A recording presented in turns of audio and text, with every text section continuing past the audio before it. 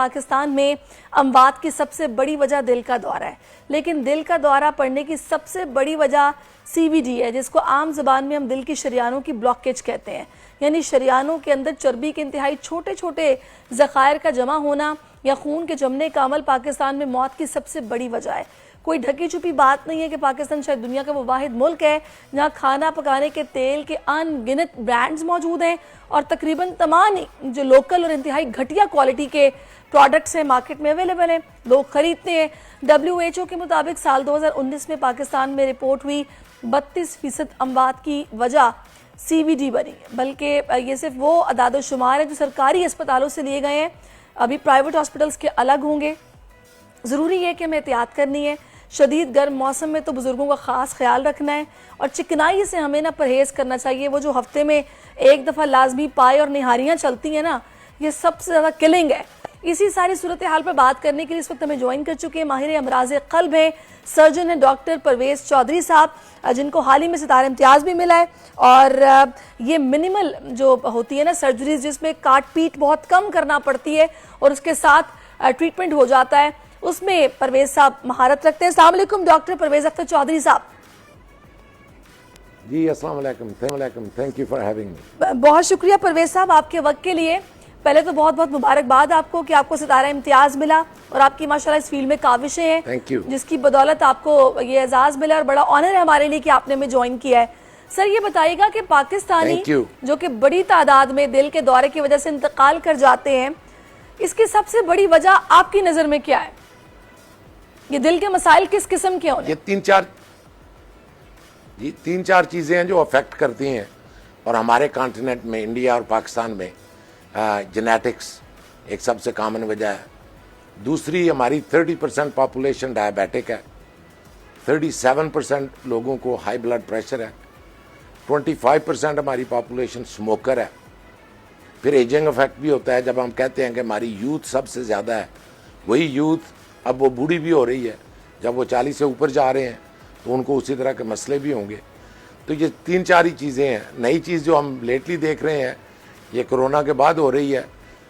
अभी तक हमें ये क्लियर नहीं है कि जिन फैमिलीज़ में पहले नहीं है वो भी यंग पेशेंट आ रहे हैं ऐसे जिनको ये कोरोनरी आर्टरी डिजीज़ हो रही है।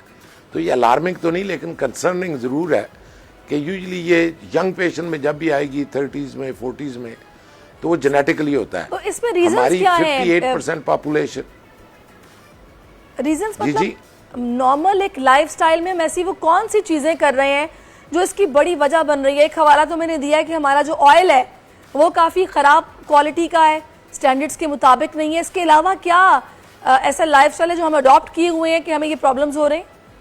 जो आपने वो बात की ना पाए और निहारियों की, ये हम क्विकली जैसे ही ये सेंचुरी ने टर्न लिया ना पिछले 20 साल में, आप अपने पाकिस्तान में भी देखें तो हम अपनी जो ऑर्गेनिक खुराक थी, घरों की सब्जियां घर की खाना या घर की मुर्गियां रखना, वो सारी हट के हम अब फास्ट फूड पे, प्रिजर्वेटिव पे आ गए।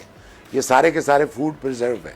इन्होंने शो किया हुआ है कि जिस जिस सोसाइटी में ये गए हैं इन्होंने डिजीज़ काज की है, लेकिन ये मज़ेदार भी हैं। तो अब जब जवानी होती है तो हम उसके पीछे मज़ा आ रहा है इसका, बॉडी हमको फ्री में मिली। अगर हम हेल्थ के थोड़े से कॉन्शियस हो जाए ना तो ये सारी चीज़ें कंट्रोल की जा सकती हैं। अच्छा, सवाए जेनेटिक्स के, जेनेटिक्स भी ज़्यादा। थोड़ा सा आपको भी थोड़ी प्रॉब्लम होगी क्योंकि आप लाहौर में मौजूद हैं, मैं कराची में हूँ। थोड़ा सा डिले आएगा जिसकी वजह से एकदम ओवरलैपिंग होगी मेरी आपकी बात के दरमियान। मुझे ये बताइएगा डॉक्टर साहब कि ये जो बैड कोलेस्ट्रॉल और गुड कोलेस्ट्रॉल है, बाज़ लोगों का बैड कोलेस्ट्रॉल बॉर्डर लाइन पे आता है, वो डर जाते हैं, ऑलिव ऑयल का इस्तेमाल शुरू कर देते हैं, वॉक शुरू कर देते हैं, लेकिन उससे पहले उन्होंने तबाही खूब की होती है। हमें किस वक्त मतलब ये टेस्ट नॉर्मली करवाना चाहिए? हर 6 महीने बाद, साल बाद? और अगर बैड कोलेस्ट्रॉल बहुत ज़्यादा बढ़ा हुआ है तो उसको नीचे लाने के लिए क्या ऐसे मतलब स्टेप्स हैं जो बहुत ज़रूरी हैं? अपने सेहत को, अपनी बॉडी को इस तरह लिया जाए कि ये एक मशीन है अल्लाह मियां ने हमें दी हुई है, ये फ्री में हमें मिली है। लेकिन जिस तरह हम अपनी गाड़ी का ख्याल रखते हैं, इस बॉडी का ख्याल रखना है। अब अगर फैमिली में कोरोनरी आर्टरी डिजीज़ मौजूद है, अगर इनके दादा, अब्बू, चचा तो इनको 30-35 साल की उम्र में कार्डियोलॉजिस्ट के पास जाना, इसका मतलब ये नहीं है कि उनको है, लेकिन जल्दी उनको चेक करवा लेना और सिंपल ईसीजी करवा ली है, एको करवा ली है। मैं तो कहता हूं कि 40 साल की उम्र में जितने भी हैं लोग, उनको एक एको और एक ईसीजी जरूर करवा लेनी चाहिए, क्योंकि ये हमें पता है कि 25 से 30% हमारे लोग अभी भी इस डिजीज से मर रहे हैं। जब ये सबसे बड़ी थ्रेट है तो उसकी प्रिवेंशन सबसे बेहतर है, क्योंकि ट्रीटमेंट जिस तरह आपने बात की, आल्दो के हम अब बगैर चेस्ट खोले सर्जरी कर रहे हैं, लेकिन ट्रीटमेंट होने का मतलब ये नहीं है कि आप उसको प्रिवेंट ना करें। अगर आप प्रिवेंट कर सकते हैं, अपनी खुराक को बेहतर करना, अपना हेल्थी स्टाइल रखना कि आप वॉक करें, एक्सरसाइज करें, आप हेल्थ कॉन्शियस हो कि मैं खा क्या रहा हूँ, मेरे अंदर जो जा रहा है। अगर मैं सड़क पे खड़े होकर दही बड़े खा रहा हूँ तो ये जितना गंद आ रहा है ये इसके साथ ही मेरे अंदर जा रहा है। मेरी बॉडी को इसने फाइट करना है। हमारी बॉडी के पास अपना ऑटो इम्यून सिस्टम है, जो इम्यूनिटी है वो फाइट करती है, लेकिन एक लिमिट है ना लोड की। हमारा तो ब्रीदिंग भी, हमारी ऑक्सीजन भी क्लियर नहीं है। तो जब बॉडी को इतनी हिट मिल रही है तो हमारी तरफ से खुद ना कोई हम हिट दे रहे हैं, रॉन्ग चीज़ें, रॉन्ग खुराक खा रहे हैं, सारे फास्ट फूड खा रहे हैं। ये चीज़ें जो है इनसे परहेज करें। कभी खाने में इनको ख़त्म करने की ज़रूरत नहीं है, दोस्तों के साथ कभी खा, लेकिन इनको रूटीन बना लेना, तो ये सारी की सारी फिर बॉडी को अफेक्ट करती है। सही। अच्छा, मैं चाहूँगी डॉक्टर साहब मुझे ये बताइएगा कि अभी ये जो मिनिमल इन्वेसिव सर्जरीज हैं, ये माशाल्लाह से आप कर रहे हैं, पाकिस्तान कितना एडवांस है इस वक्त ये हार्ट की सर्जरीज को लेकर, या फिर ज़ाहिर है इस मैदान में पाकिस्तान क्या इंटरनेशनल स्टैंडर्ड्स को भी मैच कर रहा है, या फिर अभी बहुत काम होना बाकी है यहाँ पर? कार्डियक केयर में हम गुड 20 to 30 years बिहाइंड हैं इंटरनेशनल स्टैंडर्ड्स के, और अगर आप ओवरऑल हमारा हेल्थ सिस्टम देखें तो वो good 30-40 years we are behind. अभी भी हम वो चीज़ें कर रहे हैं जो बाहर की दुनिया में 80s में और 90s में हो रही थी, जिनको वो लोग छोड़ चुके हैं, हम अभी उनका सहारा ले रहे हैं, क्योंकि रिसोर्सेज कम है, तो टेक्नोलॉजिकली वहाँ पे नहीं है, एजुकेशन वहाँ तक डेवलप नहीं हुई।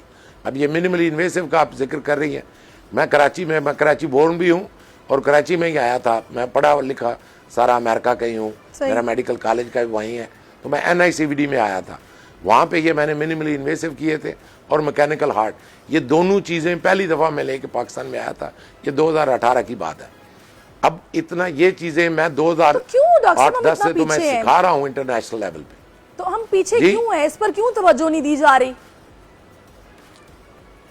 एक तो सबसे बड़ी चीज़ है रिसोर्सेज, दूसरा ये पिछले जो 40 साल हमारी जंगें हुई हैं, ये जो क्रिएट किया गया है हावला के टेररिज्म है, तो इस्लामिक वर्ल्ड, हम अफगानिस्तान की बाउंड्री पे बैठे थे, हमारे बच्चे उतने उस तरह बाहर नहीं जा सके कि इंटरनेशनल स्टैंडर्ड पे जा सके, हमारे पास रिसोर्सेज ऐसी नहीं थी कि हमारी रिसर्च, हमारे स्कॉलर्स इंटरनेशनल लेवल पे compete कर सकें, तो उससे हम पीछे रहे हैं। इंशाल्लाह बहुत काम हो रहा है इस पे, and we are making leap years progress. अभी हमने ट्रांसप्लांट का प्रोग्राम हम लाहौर में शुरू कर रहे हैं, यही उमर हॉस्पिटल में, और इंशाल्लाह हमारा टारगेट है कि 2025 में हम पहला हार्ट ट्रांसप्लांट करें। अच्छा, बिल्कुल, बड़ी अच्छी बात है सर अगर इतना काम हो रहा है, क्योंकि जब हम ये देखते हैं ना कि किसी पेशेंट को ये बताया जाता है कि आपकी ओपन हार्ट सर्जरी होगी, वो बेचारा वैसे ही खौफ से वक्त से पहले परेशान हो जाता है और बुरी हालत उसकी हो जाती है, स्ट्रेस में आ जाता है। तो ये इन्वेसिव जो मिनिमल सर्जरीज हैं ये तो वैसे ही बड़ी फ़ायदेमंद है और इसी पर ही हमें मज़ीद भी काम करना चाहिए। अच्छा डॉक्टर साहब, मैं चाहूँगी थोड़ा सा आप बताइएगा कि एक नॉर्मल बंदे को अगर अपनी हेल्थ का ख्याल रखना है, क्योंकि हमारे यहाँ अगर कराची की स्पेसिफिकली बात करें, आप कराची बॉर्न है, यहाँ पर बड़े गोश्त का बेइंतहा इस्तेमाल है, लोगों के घरों में 4-4 दिन बड़ा गोश्त पकता है हफ्ते में, तो ये कितना कंट्रीब्यूट कर रहा है इस तरह के केसेस के रिपोर्ट होने में? कोई एक चीज आप एज ए सोसाइटी में एक स्पेसिफिक चीज पिक नहीं की जा सकती, ये सारी चीजें थोड़ा कोलैबोरेटली काम करती हैं कि हम क्या क्या खा रहे हैं, किस तरह की एनवायरनमेंट में रह रहे हैं, हवा में पोल्यूशन कितनी है। हमारी बॉडी एक, जिस तरह आपकी गाड़ी है, एक बॉडी एक मशीन है, इसको बाहर से आके दो ही चीज़ें इसको तबाह करती हैं, इन्फेक्शन जो हमारे यहाँ बहुत कॉमन है, वुंड इन्फेक्शन बहुत कॉमन है, इसी तरह जो है ये फिजिकल इंसल्ट, ट्रॉमा, और ट्रॉमा वो भले हमारे पोल्यूशन ही हो, ये सारा हमारी बॉडी को वो बेयर करना पड़ता है। उसके ऊपर जब हम लगातार एक गलत खुराक, जो मोटा गोश्त ही आपने कह दिया, वही खाते रहते हैं तो बॉडी के लिए बेयर करना मुश्किल हो जाता है। जब तक आप अपनी जितनी कैलोरीज ले रहे हैं उसको दिन में इस्तेमाल कर दें। हमारा सिंध का तो हमारा मजाक है ना, को हमें तो तौफीक हमें मिल जाए, इतनी रकम मिल जाए, हम तो कंबल लेने के लिए भी बंदा रख लेते हैं ना। सही बात है। सिगरेट हम पी रहे हैं, लेके तुम आओ, वाकई ऐसे उतना भी नहीं चलते हम। तो हम इमारत को लीजर की तरफ ले जाते हैं। उसका ये नहीं है कि उसका फिर जब पता चल जाता है फिर हम उस वक्त एक्सरसाइजें और जिम शुरू करते हैं, जो कि लेट हो चुका होता है। तो ये अर्ली एज का, अर्ली आपने बॉडी की कितनी हिफाजत की है, ये इतनी दूर चलेगी। तो डॉक्टर साहब कौन सी एज आप बताएंगे? 40 साल को आपने बताया ना कि 40 इयर्स के बाद आपको अपना टेस्ट कराना है कोलेस्ट्रॉल का और अपनी ईसीजी करानी है, लेकिन सर मेरे ख्याल में तो 30 साल के बाद ही प्रॉब्लम शुरू हो जाते हैं। इतने यंग लड़के हैं जिनको हार्ट अटैक्स हो रहे हैं। मैं बल्कि जिम से भी इसको रिलेट करूंगी। ऐसे ऐसे सप्लीमेंट्स खाए जाते हैं कि जो हार्ट स्ट्रोक का बायस बनते हैं। जी 40 मैंने कहा इंटरनेशनल जो है ना, 40 के करीब ये सारी चीजें हिट होनी शुरू होती हैं स्लोली। अगर आपकी फैमिली में कुछ है 30, फिर हमारा कॉन्टिनेंट ऐसा है तो ईसीजी और एको ये आधे घंटे का काम है। आप एक बार वो करवा लें तो उसका आपका बेसिक टेस्ट कम से कम हो चुका है कि पता चल चुका है। इंटरनेशनली हर बच्चे का पैदाइशी तौर पे एकोकार्डियोग्राम हो जाता है कि इसके दिल में कोई सुराख ना हो, इसके वैल्व को मसला ना हो। हमारे यहाँ रूमेटिक डिजीज़ बहुत ज़्यादा है जो कि वैल्व का इन्फेक्शन है, वो हम चेक नहीं करते। किसी की एको नहीं हुई होती, बच्चों को गला ख़राब हुआ, इन्फेक्शन हुआ, वैल्व का मसला हो गया, वो पता तब चलता है जब उनका हार्ट फेलियर में जाता है, फिर वो सर्जरी के काबिल भी नहीं रह चुके होते। उनमें फिर ये मिनिमली इन्वेसिव बहुत काम आती है कि बॉडी को ट्रॉमा इसका लेस होता है। तो इस तरह का हम कार्य कर रहे हैं। जिस तरह कमिंग बैक टू आपके क्वेश्चन पे कि what a specific person at what age they should do. अगर फैमिली में उनको कोई मसला है तो 30 पे डेफिनेटली उनको रेगुलरली डॉक्टर को देखना शुरू कर देना चाहिए। सही। अगर फैमिली में कोई मसला नहीं है, आपको डायबिटीज़ नहीं है, आप स्मोकर नहीं है, तो मिनिमम आपको 40 तक जाके ये सारी चीज़ें एक बार चेक कर लेनी चाहिए। सही। अच्छा डॉक्टर साहब एक बात मैं आपसे और भी जानना चाहूँगी, मे बी आप एग्री करें, मुझे ऐसा लगता है कि हमारा जो ट्रेडिशनल फूड है, जो हमारे कल्चर में जो खाने का तरीका है पकाने का, वही मुझे ठीक नहीं लगता। हम लोग सब्जियों को इतना भूनते हैं कि उसकी न्यूट्रिशन आई थिंक सो ख़त्म हो जाती है। हम ऑलिव ऑयल का इस्तेमाल आई थिंक जो अफोर्ड कर सकते हैं बस वही करते हैं, उसके अलावा तो ये लोकल ब्रांड्स के ऑयल हमें यूज़ करने पड़ते हैं। गोश्त का इस्तेमाल बेतहाशा है। तो एक तो ये ट्रेडिशनली जो हमारे खाने पकाने का तरीका है ये भी कुछ ठीक नहीं है। आपकी इस पर राय क्या है? ये मेरे ख्याल में हम गंदम क्यों ज्यादा, आटा क्यों ज्यादा खाते हैं, रोटियां क्यों ज्यादा खाते हैं? सही। क्योंकि सोसाइटी एक गुलामी में पली है सेंचुरीज तक। तो जो काबज थे, हम एक्चुअली तो हम गोश्त खाने वाले जानवर पैदा हुए हैं। ये दालें, रोटियां, ये वो ये ऐड की गई क्योंकि इनके पास इनको खुराक ही इतनी नहीं दी जाती थी। उसके बाद उसको फिर टेस्ट पैदा करने के लिए हमने उसमें मसाले जड़ने शुरू कर दिए। अब जितने मसाले ज़्यादा हों, जितना वो 2 तोले की ज़बान को टेस्ट ज़्यादा आए, उसके बेस पे हम खाने को बेहतर समझते हैं। बॉडी के लिए बेहतर कौन सा खाना है उसकी तरफ हम ध्यान नहीं देते। हम मीलों ट्रैवल कर जाते हैं कि फलां का खाना बड़े चस्के वाला है। तो वो जब तक हम इंटरनेशनल स्टैंडर्ड्स ये हैं कि आपकी बॉडी के लिए बेहतर क्या है, आपकी ज़बान के लिए कौन सी बेहतर है चीज़। ज़बान तो जायका रखा गया कि अगर फूड में जायका ना होता तो इंसान अपने आप को भूखा मार देता। इस तरह हम डिहाइड्रेट करते हैं, पानी में जायका नहीं है, हम दौड़ दौड़ के पानी नहीं ढूंढ रहे होते। मीठा पानी मिल रहा हो तो वो पी लेते हैं क्योंकि उसमें जायका है। तो वो ज़बान के जायके को नहीं फीड करना, आपने अपनी बॉडी को फीड करना है कि ये अल्लाह मियां ने एक चीज़ मुझे दी है, इसकी मैंने देखभाल क्या करनी है, इसमें जो मैं डाल रहा हूँ ये क्या है, इसके लिए बेहतर है। सही। अच्छा डॉक्टर साहब आखिर में मुझे एक बात बता दीजिएगा कि आजकल तो हालात ऐसे हैं कि अगर आपको आदत नहीं एक्सरसाइज करने की या जिम जाने की, आप 4 स्टेप्स सीढ़ियों के ही चढ़ेंगे तो आपकी सांस फूल जाएगी और आप कहेंगे मुझसे चला नहीं जाता। आपके ख्याल में नॉर्मली कितने मिनट्स और किस वक्त आपको एक्सरसाइज या वॉक करनी चाहिए जो कि आपके दिल को मतलब हेल्दी रखेगी? रेगुलर जो है ना हमारी एक्सरसाइज, जिस तरह हम स्कूल में बचपन में हमारे पीटीआई होते थे, आजकल तो मेरे ख्याल में स्कूल बन रहे हैं जिनमें ग्राउंड ही नहीं है, पीटीआई होते थे, जितनी एक्सरसाइज वो रोज की कराते थे ना, अब 10-15 मिनट फिर 30 मिनट फिजिक, सारे के सारे मसल को एक्टिव कर दे।